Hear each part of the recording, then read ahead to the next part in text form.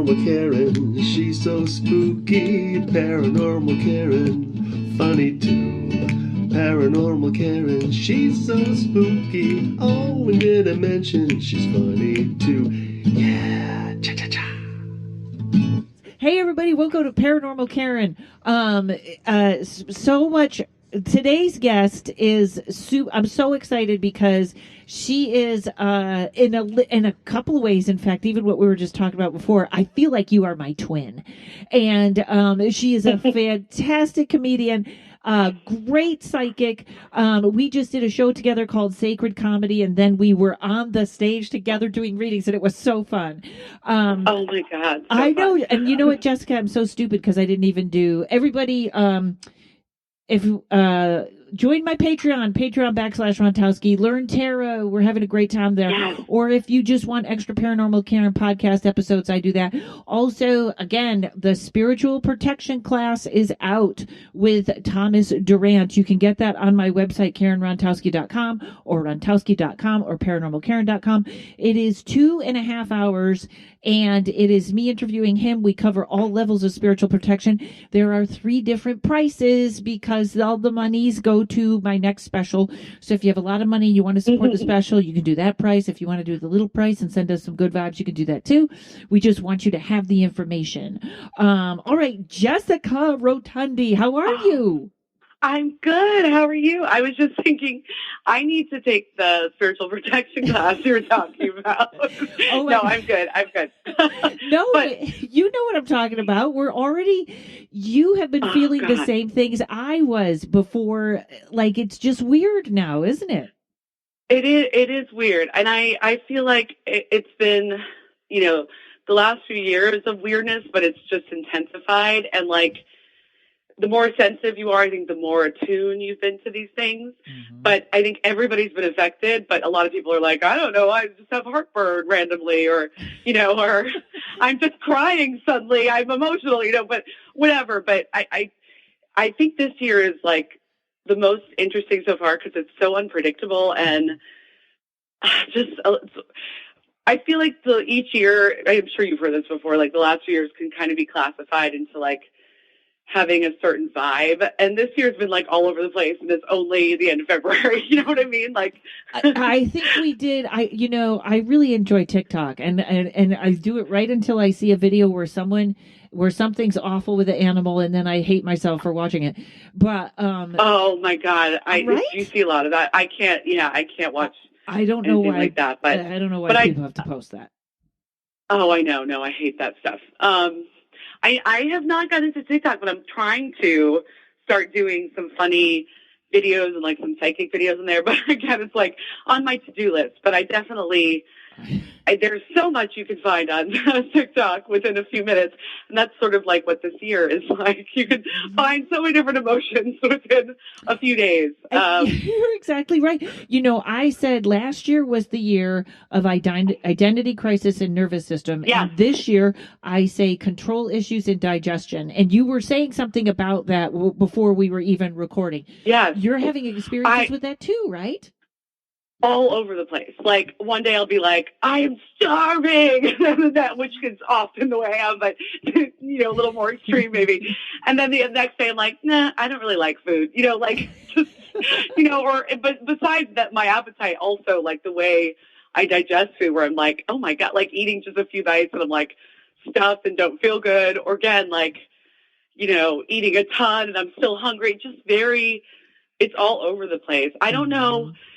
I know this stuff a little bit and I'm somewhat attuned to it, but I saw someone talking about recently, it was like the solar plexus that were upgrading, which I know like can affect like control and like, but also just confidence, and I guess could relatively be affecting digestion, maybe. It's something. That was the most recent thing. Yeah, I feel like too. So I'm a little bit I'm in a personal year 4 going into a 5, and I know I always say 5s are about freedom or feeling trapped, and of course I am trapped because Utica's not where I want to be, but I go really. No, I'm just kidding. Yes, we're looking for the person totally that does want to be here. We can't find them. No, I totally get it. Right, but I feel like there is maybe because of a little bit of like dramatic, but I feel like this is not as bad as last year, but there's like a hopelessness, but there's also just, it's not hopelessness like I'm going to kill myself, but there's a hopelessness, but there's also a be in this moment. You have to be in the, yes. Once you go forward, oh my God, that's not good. That that message I feel like is coming across so strongly. Like any like I was saying, which is like somewhat embarrassing, but I feel like your fans will understand. Like any readers I follow, who talk about collective energies, I feel like so many have been talking just lately, especially about like really going, focusing on what you want to do, like doing that to the fullest. Like now is the time to be doing that the most and not, I mean, it's all like hokey advice, but it's like, it seems right now in particular, it's about passion, sort of doing you as much as you can and like knowing that things will fall into place the more you do that, which again, it's like, I know that's always the advice, but right now, I don't know, there's something about our own identity that's like really being make or break, tested, processed. Yeah, it's like, it's very interesting. And I think probably it's also our connection to, higher consciousness or whatever. I totally agree. And that's the other thing that sometimes I feel really frustrated being an empath, like the collective energies of depression and hopelessness and stuff like that. Like I can really feel it when it's strong because it'll like come over me. Like it sort of is the way I used to be when I would get my period. Sometimes I still get this way a little bit, but not as much. Where I'm like, I know this is chemical, but I still hate everybody and hate my life, and now you know what I mean, like just spiraling for like a day or two, And I get like that when the collective is bad. Where I'm like, okay, I know, I think this isn't me, but I'm still really depressed and I feel so hopeless. Do you know what I mean? Like that's definitely happened a few times with a lot of the new moons and full moons and just a lot of stuff the last couple of months. I've had moments like that. Yes. And I feel like because I usually am pretty hopeful or I can dig myself out, but I'm usually too. Right. And it's not quite that it's sinking me because I've sort of learned my way. Right. Like right now, I can't write anything. I can't write my act. I can't write joke, like something stopped. And it's also not that I've had that a little bit too. Right. And psychic readings, I feel like have been really good. There's some people on TikTok that are saying we can't make psychic predictions now, and I'm kind of like, well, that's not happening over here. We're doing fine. Total roller coaster with that. I actually just had an experience. I think it was 2 or 3 days ago where I did 2 readings. I don't do it as much as you do, but I'm a little sporadic with my schedule with readings, but when I'm like feeling it and maybe a little bit in demand, I'll schedule a few in a day, but sometimes I won't do any for a day, But I had, I was doing 3 that day and I had done 2. One was great. And I felt like information was just flowing for the most part. And then I talked to this other girl. I will say she was really, really, really scattered. And like, I asked people to send me, information beforehand, just like if there's things they want me to look at and stuff. And her thing was like all over the place. And then when we talked, she basically wanted to look at something completely different that I had sort of looked at. So I was really scattered. So I think that added to it, but I was not feeling connected. And I think she also was really all over the place. But that is hard. So I was like, that was so weird. Really hard. It is really hard when people are like that. And I have to, I always restate the question because I always will either reword it how I can say it or whatever.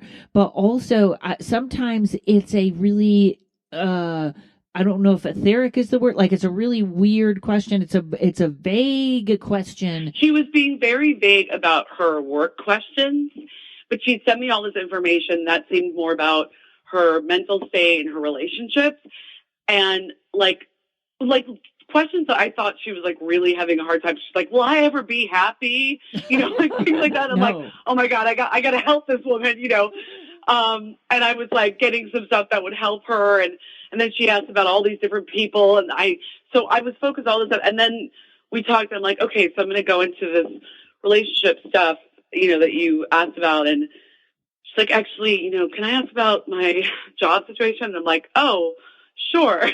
But I had like all this other stuff. And she also like had to cut the conversation short. We're going to talk again. But then she was being really vague and specific at the same time, which I also think can be like a weird psychic thing where it's like almost seems on the border of testing a little bit, but not really. I don't know if people understand that. Yeah. The testing thing sometimes I think is maybe unconscious, but it does not help at all. Do you know what I mean? Like, I was like, if you can just give me, I'm like, can you give me the names of these businesses that you work for or like you're considering? It was just like too vague, you know, and then also specific. She's like, I do this thing, and her job was like really confusing and vague to me, and then it was all just my brain was like mush at the end of it, you know. Yeah, I know what you're talking. When there's another person that I call the squirmer who is who is they want to know something about them, which is, you know, I actually do enjoy, am I getting the job? When am I moving? That kind of stuff. I feel like tarot is good for that, for specific. Yeah, and totally. And sometimes a lot of my clients lately have been more like, what am I going through? Or why did this happen? Which seems to be kind of in tune with the universe. The universe wants to answer that question. But sometimes you'll say, I'll be like, really, the cards will be so clear, and I'll be something like, you got to let go of that. And the person will go, well, I did let go of it. That's why I don't understand. I'm onto this new thing. And then I'll be like, I'll throw some cards. I'll be like, well, the new thing isn't exactly the right direction. Well, I know it's not the right direction because I'm holding on to other things. And like, but no matter what you say, they want you to be wrong. And it's like, that's a weird. I feel like I sometimes have handled that certain ways, and it sort of depends on my mood and energy. But like for me, that is where it can become like an ego battle. You know what I mean? And like, I used to be good at this, although it can be super draining of like calling people out on their ego, but like in a very subtle way. And then when the ego like keeps it getting crazier, like just completely like calling, you know, just basically just putting a mirror to it, you know, especially if we're talking about manifesting or stuff like that, where they're like, I do believe in this stuff, but it's just not working for me or whatever, you know, you know what I mean? Or like where they get like really angry and then defensive and like, okay, are you sure you believe? I mean, like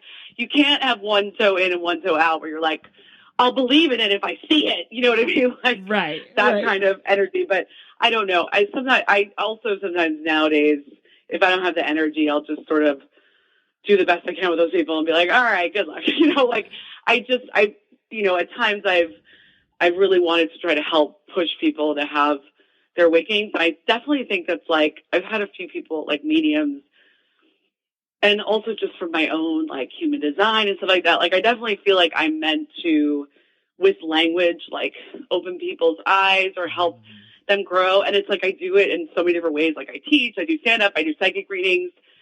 Like, I feel like I can be really great at times, not always, with like my words in terms of being efficient with them and like knowing intuitively how to get through to different people. That's you know your what I mean? gift, yeah. But sometimes if I'm tired, I'm like, and the person's being difficult, you know, sometimes I'll just be like, all right, fuck it, I don't care. You know, like I tried, you know, you can't win them all. Like it's definitely nowadays, especially as I'm always dealing with my own shit more and more. I mean, I don't know why I say more and more. I'm always, you know, that's been a continual thing. But that's what we're in right now, it seems like. Yeah. I feel like that. And, you know, I have to say very few clients do I have like 99.9% of the clients are there for the right reasons, and you do the best you can. Absolutely. Totally. And it's so funny because I'm doing so much shadow work where I'm like, okay, if you don't like that person, it's because it's you, right? Like I'm trying to do that. And there's only one client that sticks in my head that I'm like, what was that? And it was that recently? No, it was actually about 2 to 3 years ago. That's how weird this one is. But oh my God, she I can't wait to hear about it. Well, she was also a gift certificate, which can be weird. Okay, so like a friend. Yes. who likes you gave it to her kind of thing. Yes. And here's the weird part. She was very psychic, and she was a Reiki person. And I think I was nailing it, and she was saying no because she wanted to be better than me. And her answer to everything was, well, I just pray and everything comes to me. I mean, what? Oh God. Right? Like, and she told me like half a second of her childhood. And I was like, this woman is in so much denial, but I've never felt so much like condescension from someone, which is weird when it's like, but this was for you. It's not, right. It was just, I never encountered anyone like that again. It was very strange. Oh my God. I definitely had a little bit of stuff like that, but I particularly have that with, again, like with people, especially when they're like upset about an ex or something, and and I'll talk to them about manifesting, or like how their anger or their inability to forgive is really blocking the energy and things like that, and that's where I feel like I'm like in a landmine. Is that the right?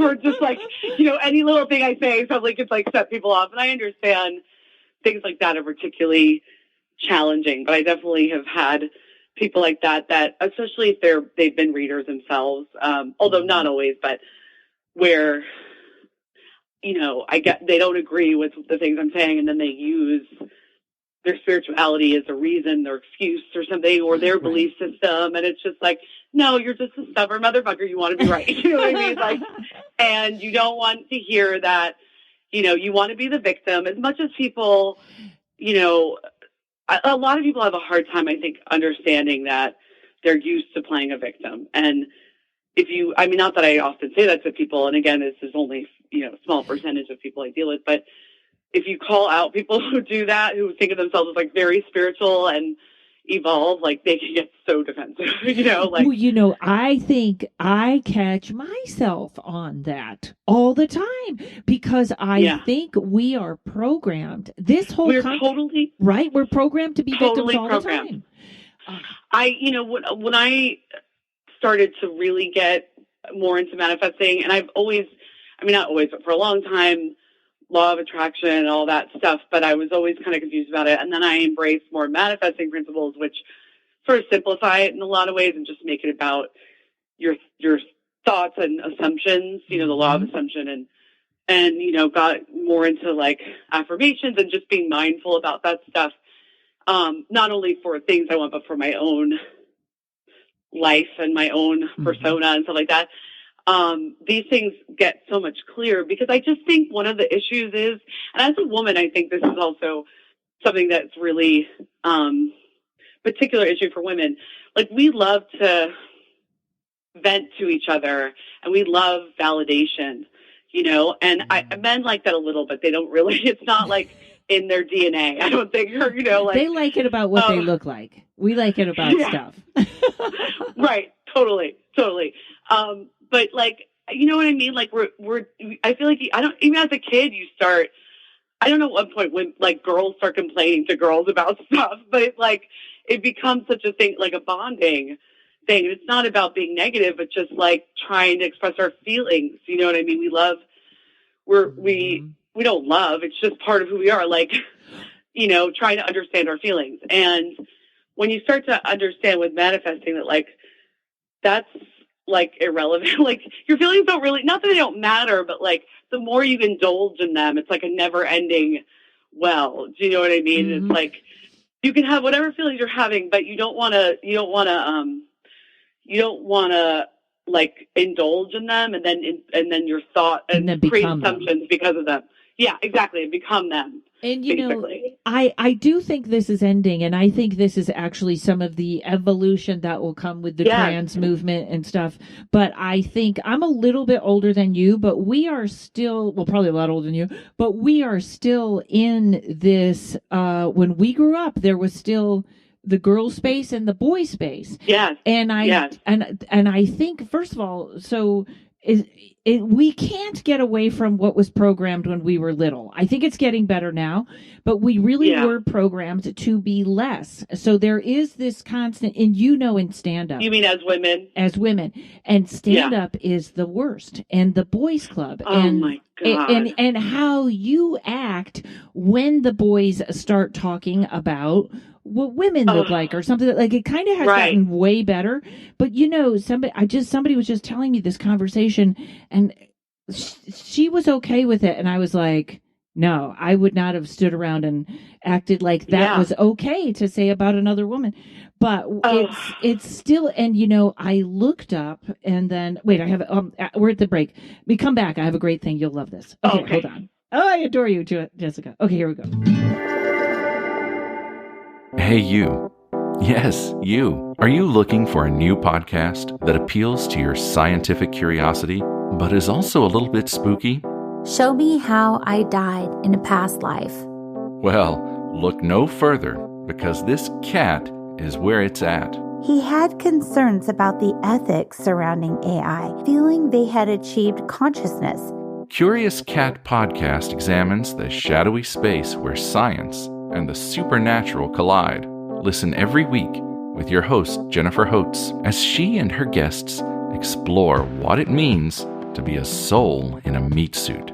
We were healing karma together. They were all kind of predestined to resolve something. Listen on all your favorite streaming apps and continue the conversation on Twitter at CuriousCatPodCA, or find Jennifer and all her links at Jennifer L. Holtz, spelled HOTES.com.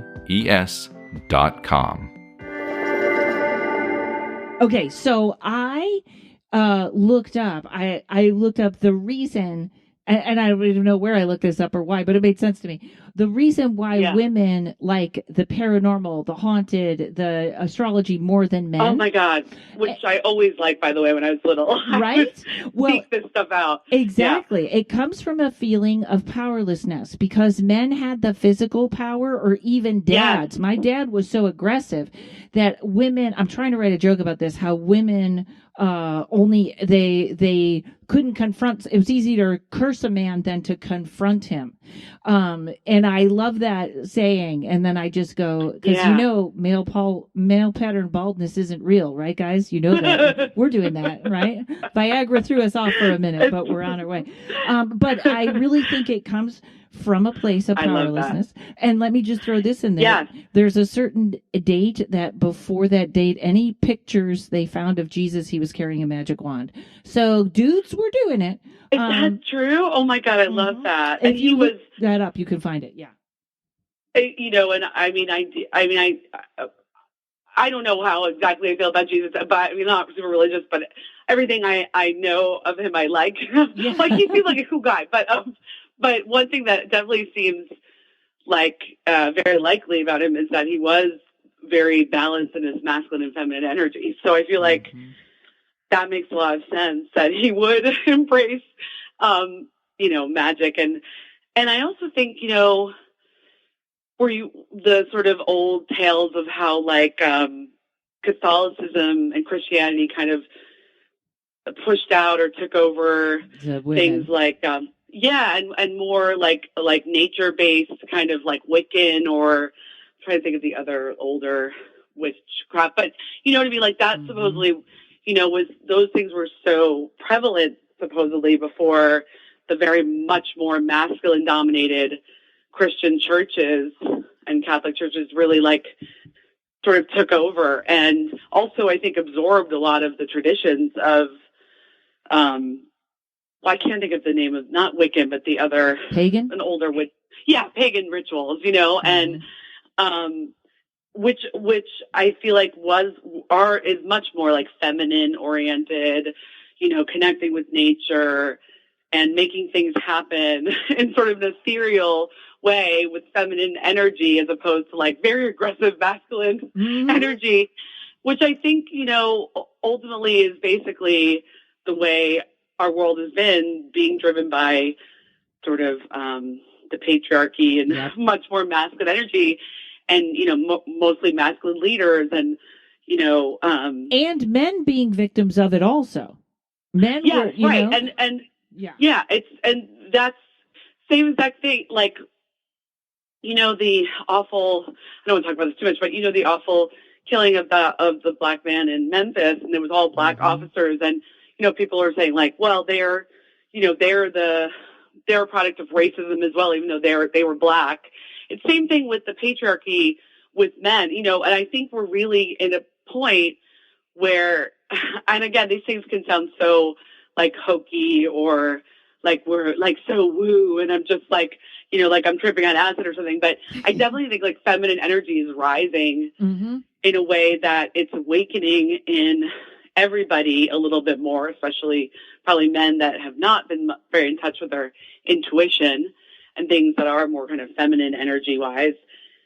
Which is also part of what's going on right now, Yeah. I you know what else I think? I think almost everybody in I guess I'll say spiritual community, everybody likes Jesus. They're not that big on his advertising company. In other words, everybody kind of, you know what I mean? When you take Jesus, just Jesus' word or who he was, kind of everybody's on board. World, yes. Especially. Totally.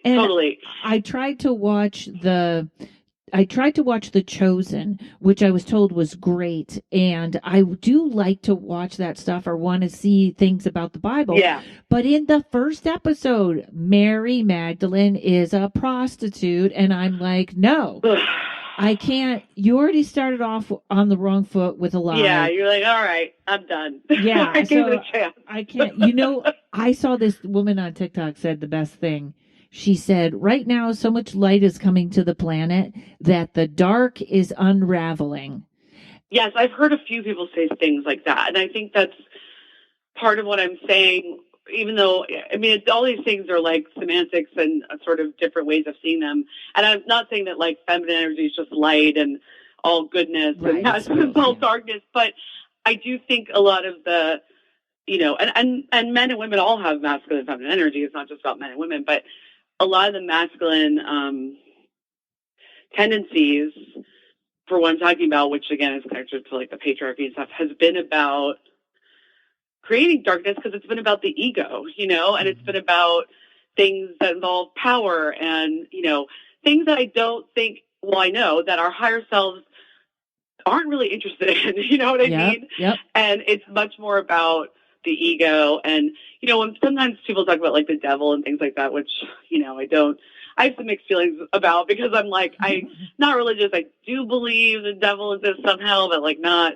like hell is it, but I think it's much more complex than people talk about. But yes. I always think that like they're talking about the downside of the ego more than anything in terms of each one, especially Christians, like the darkness got him or the devil or something. And I'm like, no, it's his own. I mean, I think it's a collective energy you can tap into, sort of the like vanity and,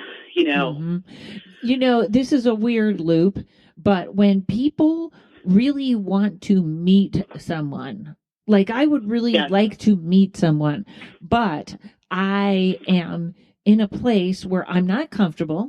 I am not on the dating apps right now. And I encourage everyone to be on them if they're trying to date. 80% of people now couples meet on dating apps. Or if you're going to go to a bar every night, do it your way, whatever it is. But that's true. 80%. Wow. That's a crazy number. It is crazy. And I'm fully to the first one to not go, why aren't I meeting someone? Because I'm in my own way. And also I'm digging more into what is my isolation? Why do I not, that I think you're examining it. Right. Instead of just Mr. Right didn't come by. That's the looking at yourself. And also I think we have been programmed by movies to think the one is out there and there isn't the work. Yes. Yeah. That's another thing too that I think is I don't know if it's like consciously happening now for a lot of people, but I do think that's going to keep like the model for love and relationships, I think are going to keep sort of being transformed or evolving. Because I do think, it's a confusing topic because obviously you don't want to be doing so much work that you're at your never own happy peril. with yourself. Yeah. Right. But at the same time, I think a lot of people don't understand, sadly.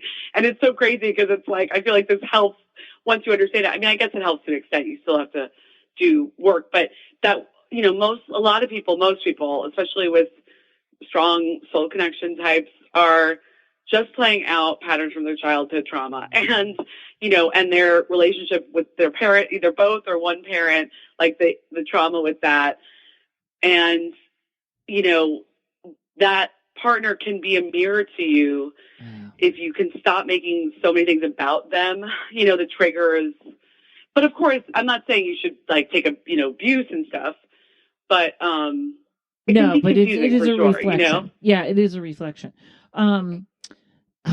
There was something I wanted to add to that, and then I want to make a big leap in topics. Yes, I'm excited to talk about everything with you. I know this is fantastic. Oh, I know what I was going to say. Also, I think being in comedy and being a comedian, we have. Yeah, and I want to talk more about that too, about the male comedian world. Okay, sure.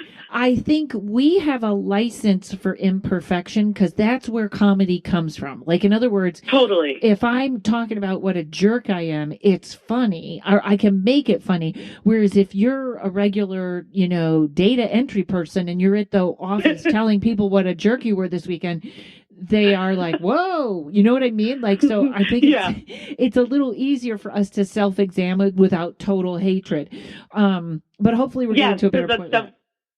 That's definitely a part of what we're doing. And like, you know, not only are trying to point out like the elephant in the room with like our own issues to just show the audience we're self-aware and they can like trust us. And, you know, we laugh at ourselves, but, I think the more personal, not always, but the more personal something, a joke premise is, the more you can take on complicated issues. You know, like when people try to make jokes about like rape or like trying to think of something else that's bad, you know, or things that just everybody jokes about, like sex and things like that. Like the more true you can get in some ways, I think the better chances you have of the joke working, which can be confusing because sometimes some of this stuff is really embarrassing or really depressing, especially something like, again, I don't really want to say it, but like rape, you know, I think that's a good example of like, you know, when like some dude will try to make like a shocking rape joke, like like the way Louis C.K. has at times, you know, or just as an example, and they're like, this is so witty, you know, and so you know, edgy. Who knows? You're so edgy. They're so edgy. Yeah. And yeah, maybe they've had experience with rape, but it usually seems like they haven't, you know, and I mean, as like, and, you know, and it's like, why are you taking on this topic just to seem edgy? Like, yes, you know, I don't know. It's, you know what I mean? No, Like, I am with you on that. I don't think people understand what edgy is. It's not just making people feel awful. Like I always say, I say my job is to and pushing buttons and right. And it's not to, it's really interesting. Just to say things to be shocking. Right. Remember for a while, I tell everybody I'm the politically incorrect comic. And it was like, oh, this guy's going to be a hack. Everybody was using that time. I'm a politically incorrect comic. Yeah. Oh, totally. Yeah. And, you know, okay, big leap. Yeah. Edgy is like a big, weird. Yeah, you know. Yeah. Okay. So, the leap, I'm going to throw out 3 words. Sickness, alcoholism, and empaths. All the stuff that is physically manifested because of psychic abilities and stuff. I know. I want to hear your opinion on it. I know. I think what we talked briefly about, I definitely think that it is, I don't know if epidemic's the right word, but definitely a very common thing, if not like the norm for people who are empathic, which there's a lot more people who are that don't understand they are. You know, I don't know. It's hard to judge these things, but I've read, you know, books about it that like maybe even like 20% of the population has empathic abilities. It could be wrong, but a lot more people do. And there's all different types of empathic abilities. But I think the confusing thing is like the chicken and egg thing, because from what I can tell from people I've talked to who are empathic, and this is such a spectrum, but most people who are adults who are empathic had trauma, a lot of trauma in their childhood. Their boundaries and were usually, fucked up. Yeah. Yeah, and mostly with their parents, and a lot of dysfunction. And every child has trauma, but like specific family kind of dynamics, probably a lot of conflict and things like that. So, I'm so sorry. I always say a comic is born when the trauma gets so bad that they go past bad to, this is ridiculous. This is so bad. It's ridiculous. True. Yeah. And it's sort of the same way with being an empath. It's just a little bit more, it's a little harder. It's a little more abstract and confusing. Yeah. But I think it's definitely connected to your development of, if you're a child that has to, in many ways, try to understand your parents' emotions, and you're like 6, and they're not taking care of your emotions, but you're sort of trying to take care of theirs, chances of you being an empath are really high. You know what I mean? Like, and I don't know if it's like the brain, if like it's part of your trauma and the brain overcompensates in a way. But I also think these things are potentially chosen a little more, possibly a little bit, at least somewhat, if you believe in, reincarnation, before we come to this lifetime. So it's like, which is it? Do you know what I mean? Like, do we get it from the trauma, or is it just we've probably been an empath or healer or psychic in multiple lifetimes, and that's just part of what's going to happen? You know what I mean? Like, I think that's the package. And I think after we die and we go through all the stuff or whatever, like I always think, like, if someone were to say to me, what kind of a God would let a little girl be molested? And I think, what if the deal was the soul first said, I want to learn about forgiveness, and then God was like, level 1 or level 10? And because I don't think we choose the incident, I think we choose the lesson. I agree, and I think, and I know, sometimes it's hard for me to understand people who don't believe in reincarnation because because of some of the things we're talking about. I think the older you are as a soul, probably the chances are you're trying things that are a little bit more nuanced and really challenging. Of course, I might be wrong about reincarnation, but it's just very hard for me to believe that the energy in a human just ceases to exist once the human dies. Especially, even if you just understand anything about physics, or, you believe in like collective consciousness, like why would that happen? Like, why would our energy just vanish from the planet? You know what I mean? Like, it doesn't make any sense to me.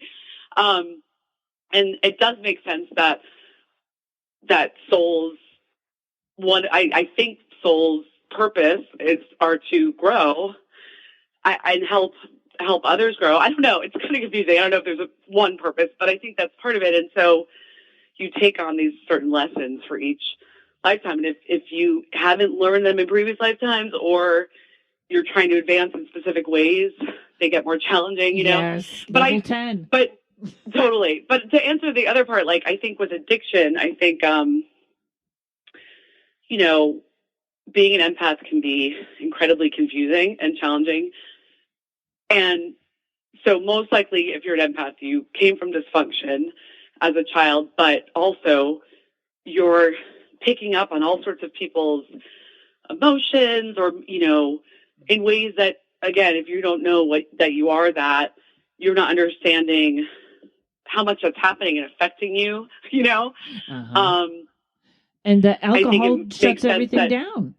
Yeah, that you would do certain drugs, as like alcohol, weed, to numb yourself out and to feel better, because feel sort of relief from all these different things that you're experiencing. And also, it is really interesting that it is such a phenomenon. Yes, and I know another thing that I heard someone say is, when people are buzzed, or when like, I know my friend that did meth would agree that that's the closest you feel to home, and by home I mean source.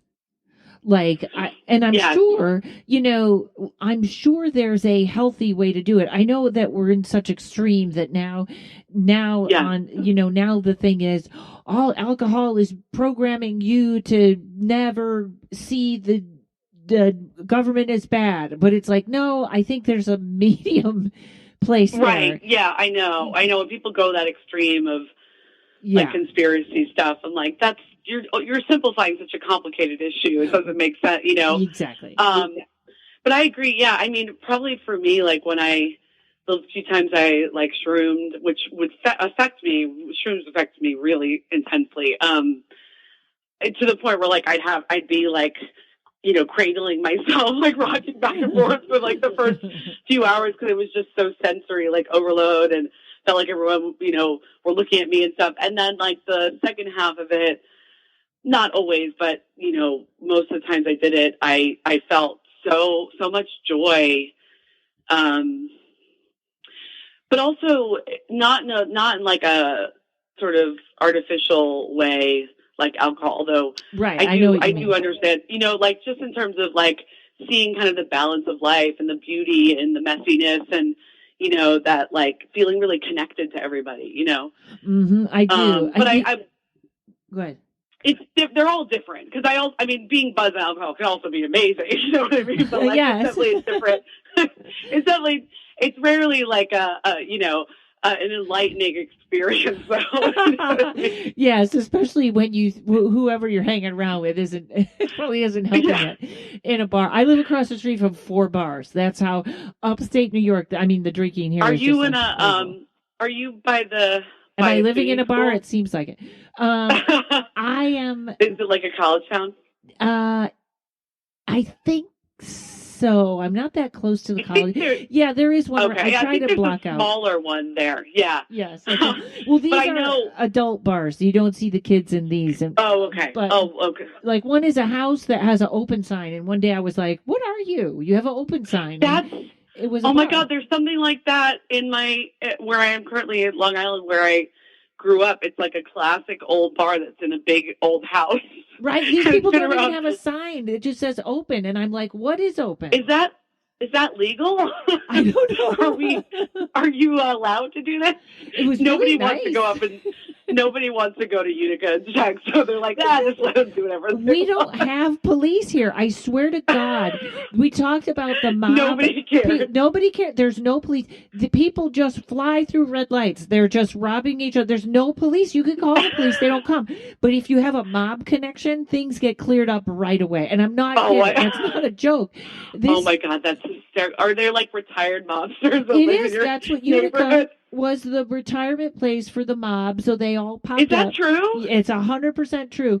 And the mob I totally think you joke, but I also sort of intuitively was feeling that is hysterical. Oh my God.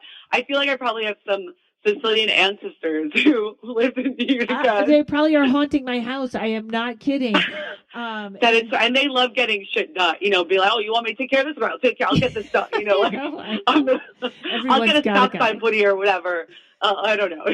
I got a guy. You got a guy? I got a guy. Yeah. Yes. Oh my God. I didn't ever do that. That is so funny. There's so much history in New York.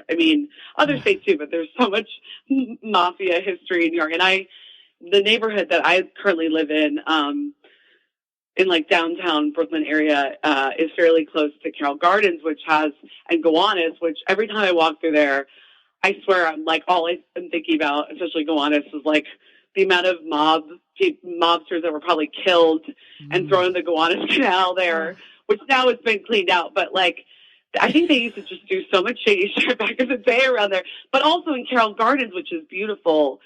It's one of the safest parts of Brooklyn, I swear. And when I lived there briefly years ago, and then now where I live, kind of one neighborhood over from there, I swear the mob must protect. I've heard that rumor, the mob kind of protects it. Mm-hmm. And you rarely, if ever, hear about crimes in that area. It's also very mostly affluent area, but there's definitely projects nearby and stuff like that. I hopefully, the knock on wood, there are rarely, if ever, any crimes that happen there. And I think the mafia definitely kind of oversees it a little bit. Well, I'll I tell don't know. you. I could be wrong, but When we come back, I'll tell you about Utica crime. oh, I want to hear it. Many people are unaware just how much hypnotherapy can help them, or think it's only to help lose weight or quit smoking. But there is so much more hypnotherapy can do. It can help with stress, anxiety, insomnia, phobias, performance enhancement, connecting with your spirit guides and higher self. You can even discover past lives and your life between lives. Heal traumas, break habits, find your deepest truth, or just have fun discovering who you really are, all from the comfort of your home. I'm Monique Pliakis. I'm a certified hypnotherapist, and I want to help you. Schedule a free consult by going to www.innerstandingshypnosis.com. That's INNERSTANDINGSHYPNOSIS.com. Understandings Hypnosis. Find your power and ignite your inner light.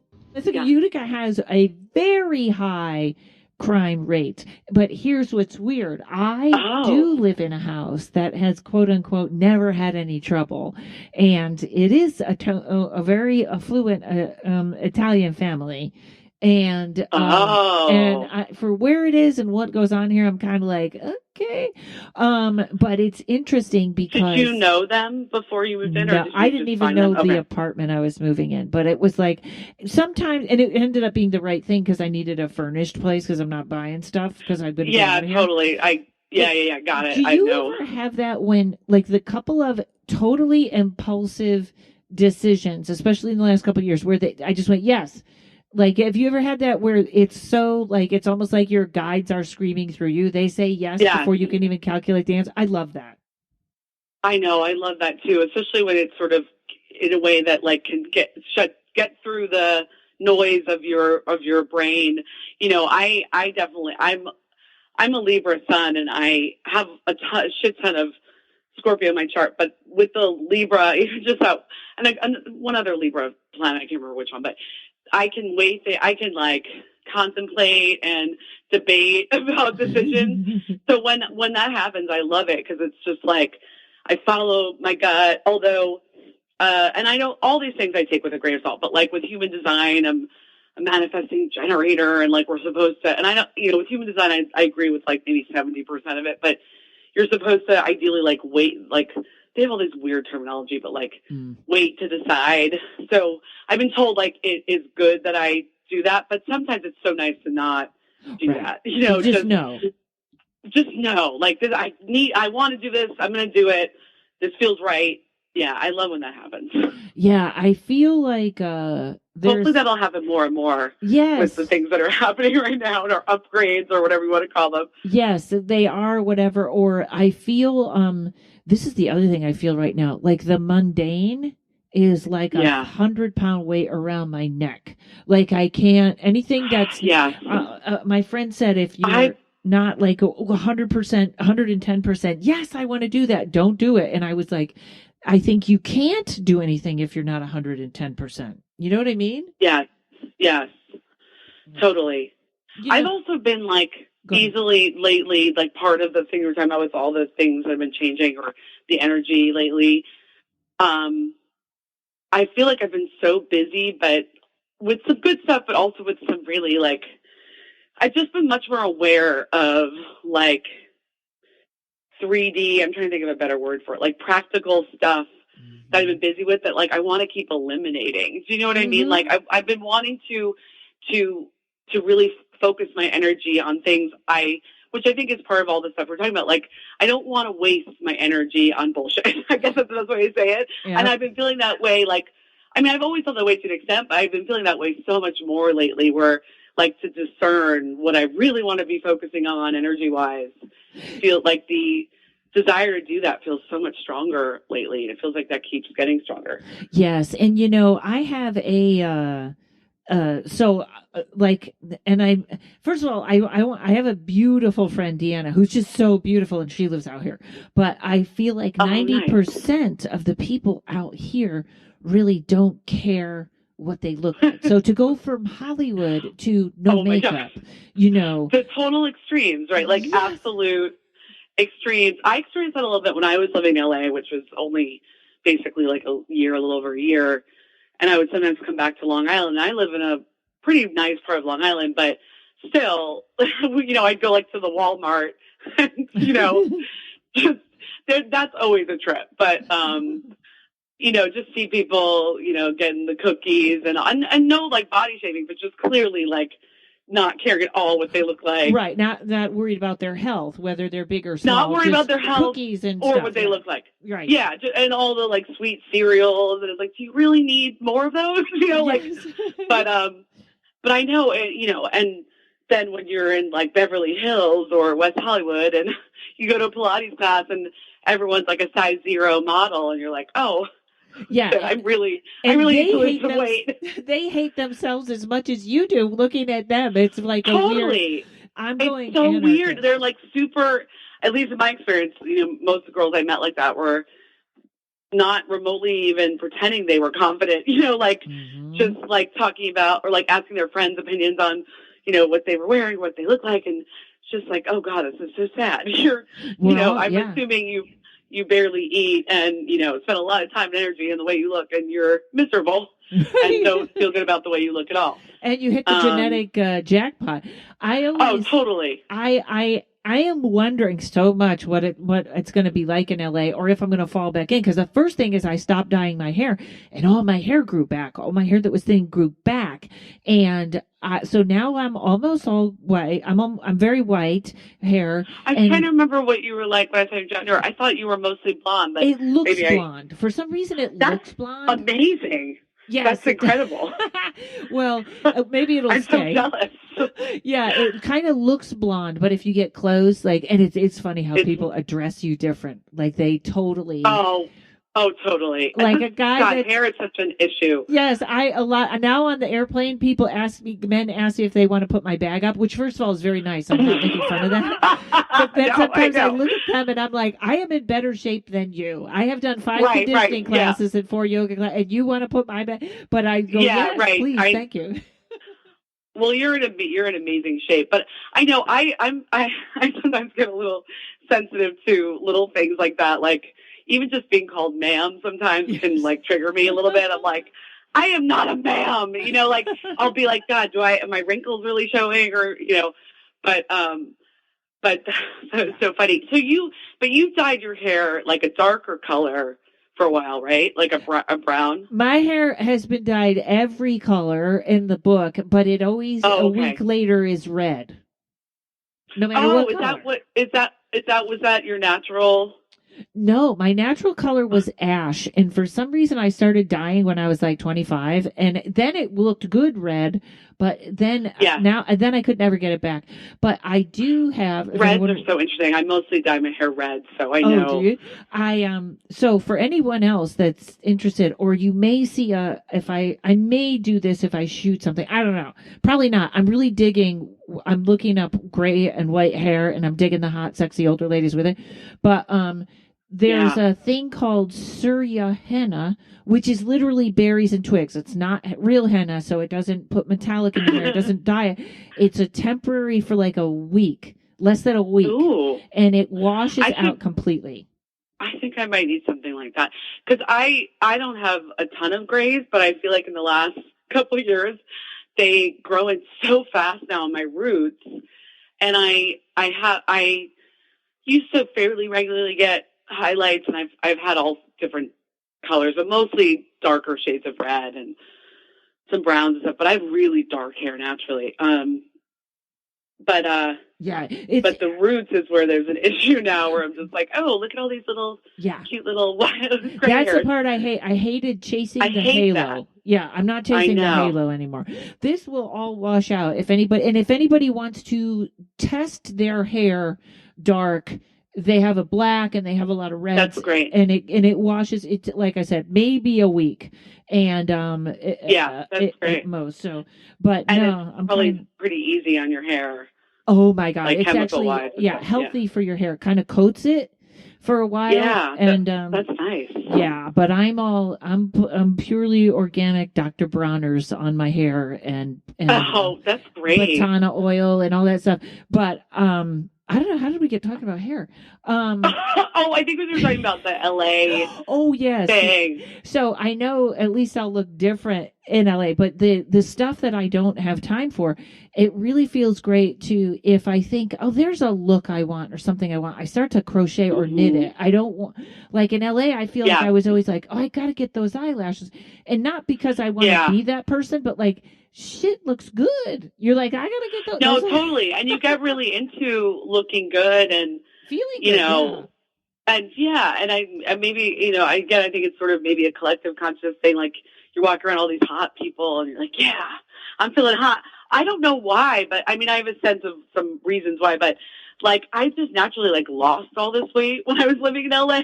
Like, I mean, I wasn't walking, obviously living in New York, I walk more, but for the first half of my time, I was in West Hollywood and I would walk. I didn't have a car, which became much more doable, I think, in recent years with Uber and stuff. Yeah. So, I as much as I would have gotten a car if I ended up like getting a full-time job or something, but I would walk to my local supermarket and I was definitely eating pretty well, but I still couldn't. It was still like, it's still shocking me now looking back, like just seemed to like magically drop like, I don't know, like great. 20 pounds or something.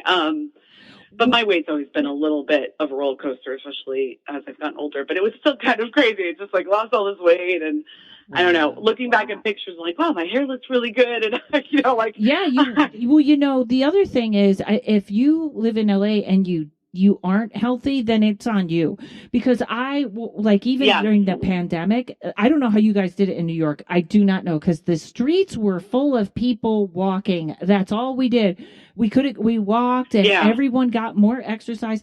And you have a lemon tree that has 1,000 lemons on it next to a grapefruit tree, next to an orange tree. Oh my God. And I love that. Boxes of them out that says free. So if you can't, wow. Yeah, that was my neighborhood in Van Nuys. It was, you would just walk by like, so nice. Yeah, I'm going to have an orange. You didn't pay for fruit, really. Oh, really? People were basically like giving away fruit during that time? It would ruin, if it all falls on the lawn, it ruins the lawns because it's so many. Like you can't walk. Right. There's so many. So they hire people. Amazing. I know. So if you usually, I never drove in LA. I would walk to my store. I was there. I would bike to yoga, Trader Joe's. That's so amazing. I know. I can't wait to go back because now it's like I go, oh, the sun's out, and I walk outside and I'm like, oh my God, I can't. I have to go back inside. I know. When I'm visiting my parents on Long Island, like there's no need to drive anywhere. I mean, no need to walk anywhere, or there's not really walk. Even though everything's relatively close, it would still be a really big walk to walk to the supermarket or restaurants and stuff. But I used to go shopping at 10 at night. I used to go out 10 at night, walk to the store. I totally do that when I'm in the city. I do that all the time. During the pandemic, I was going to say one of my, not favorite things, but it became a really big pattern, was just walking. I would go food shopping at Whole Foods. I live relatively close to one, at night. And as much as there would be a lot of the people who were like shoppers for other people, so many people were getting delivered, getting groceries delivered. I always feel like it was like me and them. And I was like, there would be a few people, but it became like almost like a ritual for me, even if I didn't even have that much to get, that, going to Whole Foods, especially when I had barely seen people, for like a few days, I would just kind of wander there. And a lot of people were walking and biking. And I think, at night, I mean, people were doing it during the day, but I felt like at night, there were like there's certain people that did it at night, which I was like in that group, and it was like there were less people around. Yeah. Well, I feel it was such a bizarre time. Maybe I'm wrong, but I feel like New Yorkers, probably because New York City is so on top of each other, I felt like they were more scared than Californians, but just because we are spread out. LA, that's what they say. Yeah. LA is so spread out. You couldn't really bomb LA because it's so spread out. But in New York, totally, you have to get in elevators to get to your apartment and stuff. Right. I think that was part of it, and I think it was truly really terrible at first in New York. I literally, and I was in a part of Brooklyn because I would check, the stats of these things that probably was one of the healthier, let's say, less people who got COVID, but I would hear ambulances like all through the night. I mean, that was like normal, like for the first month or two. I mean, it was truly terrifying, like the numbers. I think that was a part of it. But also I think to see the city shut down in a way that like wouldn't really be shocking to LA people, because you don't really, I mean, maybe a little bit if you saw, like, I'm trying to think of an example of like something that's always open in LA, but I can't really think, but like, I know if you want like Hollywood freeway. Boulevard or something. To see something like those things like shut down and like nobody going there, people would, the little bit I went to Manhattan, it was shocking. It was like, it felt like the beginning of like a zombie apocalypse movie. It's like everything shut down. There might as well have been like dust balls or whatever you call those things, like rolling by. It was so crazy. It was just, most things were closed. There were barely any people. Sometimes the lights were out in big parts of the city. It was so surreal for a couple months, or maybe even longer. Wasn't there a hurricane that actually, it's the only time I can ever remember New York City evacuating. Where there was snow? Oh, no. Oh, I thought you were going to say, because I was going to say, I think it was that in 2020 in May, there was a storm and it started snowing, and I was like, this is the end of the world. But, because it was like rain and then it was snowing. But are you talking about Sandy? I think so, because I remember Ghost Adventures did an episode from there, and they were like running through the streets, and no one was there. Yes, that was definitely like that for like a week or maybe a little bit longer. And ironically, I specifically remember, this is sort of comedy related.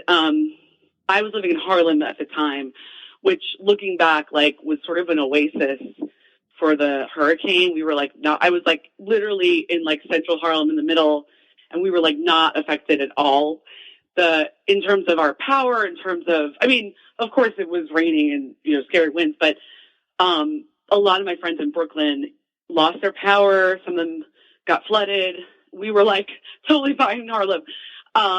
And at one point I had a friend who had a car, and we drove, and the power was off, I think, starting maybe in the Upper West Side or maybe Midtown. I can't remember. But like from Midtown to downtown, it was like there was barely any power, and you could see there was no lights, no traffic lights. It was so weird. And the Stand, the comedy club, The Stand, they had opened that year, I think. And my friend, who's not a comedian, but has like gone viral and does like funny impressions, like knew the owner. So we like went there, and they had, I think, a generator. I don't know. It was like it was just so bizarre. But we like filmed a sketch after that in the Village, and there was like no, it was trippy. It was definitely trippy. There were no lights and not a ton of people around. But that lasted, I think, for like, can't remember for sure, but maybe like a week or so,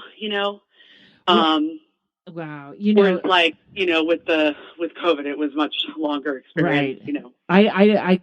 I couldn't stay inside. Like even in Utica, it looks like you can go out if that was a lot. But I felt so like, oh my God, I don't know how. That's why so many people are ending up divorced now. And you know what? Oh, I know. I would get claustrophobic if I didn't go out at least a little bit each day. Right. And by the way, we're just about out of time, but I want to ask one last question. I don't. I'm actually joking, but like I was like, "Hey, is psychic ability ancestral thing with you? Did your grandmother, your mother?" And I'm like, "We're at the end. Let's just promo you." That just flew oh my by. God, no! I love talking about that stuff. I do think it is, but not. I don't think it was developed with anybody, but I don't know. But like as I think I said, maybe I sometimes joke about, sometimes don't, but I think it was actually possibly on both sides of my family, but definitely my mom's side, where like all the older women would always know, and my mom has it a little bit, like just always know stuff. Like if you were lying, I mean, some of this, women intuition, all that stuff, but or they would say like, if you don't do this, you're going to get sick.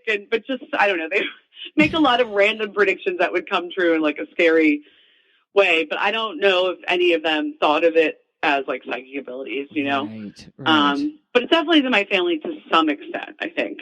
Oh, good. Well, all right, darling. Well, listen, it's so great talking to you. We have to do this again. I love talking to you. You're so amazing. And I definitely feel like, we are like sisters or something. Like Yes, so much we're our alike. comedian intuitives, like just such a special little community. Our little niche, yes, our niche community. Yes. And tell everyone where they can get a reading from you, and everyone where that your little movie is, and all that stuff.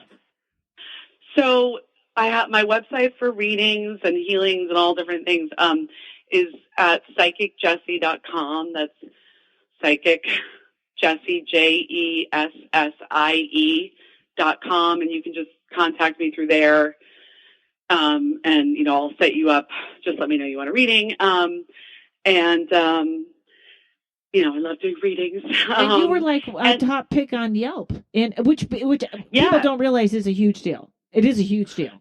Yes, definitely. And I've been on multiple websites where I've been a top pick at times, and I can tell you all if you want it. I can tell you more about that if you want. I also have like a bunch of testimonials and stuff on my website. Yeah. Of a lot of like people I've read for years, as well as new people.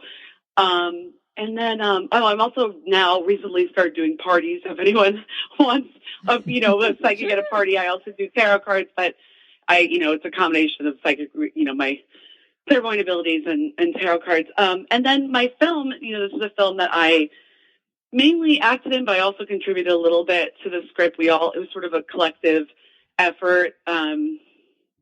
We sort of made it as an experiment, but I'm really proud of it. And it does involve healing. It's about a woman's retreat in Bali, and it's definitely has some really heartfelt moments, but a lot of funny moments. I wear a lot of sequins, and I have a terrible Long Island accent in it. And it's making, its way around festivals, and it's been awesome. And a lot of the festivals have a streaming component. So, it's good to follow our social media to get updates on that, or also to see if we're going to be in your town or near you, because we're all over, it will be all over the next few months or even the next year. That is Unpacking. That's the name of the movie, Unpacking, UNPACKING. And then Unpacking Movie, MOVIE. Unpacking Movie is what our account name is on Twitter, on Instagram, and Facebook. So if you follow us there, you'll get updates, and I would love for people to see the film. And, I think people will enjoy it and relate to it. Absolutely. And also you have a monthly show or a bi-monthly show called Vision Board. I'm like, thank you for reminding me. Called Vision Board. We do like 70 or 80% regular stand-up, and then we also answer psychic questions, usually me and at least one or two other comedians that have gifts. Tarot readers, healers, sometimes astrologers, all different things. It's a lot of fun. We have 2 monthlies right now. One is at Cobra Club in Brooklyn, and one is at Pine Box in Brooklyn. And it's the first Saturday of every month, and I think the second Thursday of every month. But either way, you can find us, Vision Board Comedy, on Facebook, hopefully Instagram soon, for updates. And I guess that's it. That's it. Well, thank you very much, Jessica, and we will do this again. Thank you so much for having me. You're amazing. I just adore everything that you do. So I'm so excited I got to be here. Ditto, my friend. All right, everybody. We will see you. Thanks to Mike at Uno Rising Media. Join the Patreon. That's my favorite thing. Spiritual protection class is up. Tarot classes are up. Book a reading, whatever, at karenrontowski.com. Thanks, everybody. We'll see you next week. Paranormal Karen.